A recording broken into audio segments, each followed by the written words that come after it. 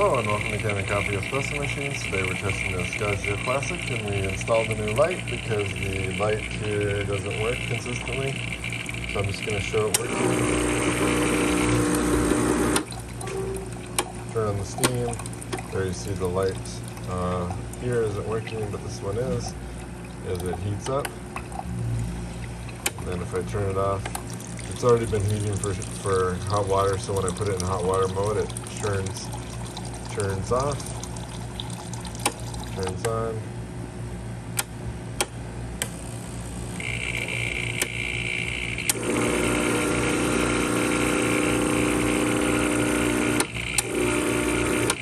I did notice a couple times when I was running the hot water before I installed the light that there was no flow from the group head, so make sure you back flush this machine and descale it. I recommend back flushing every 60 shots just to prevent the solenoid valve from getting clogged and other parts and stuff like that. So thank you for pairing with Kanen Coffee. Please check our videos below. If you'd like to see more videos, please subscribe to our channel. Thank you.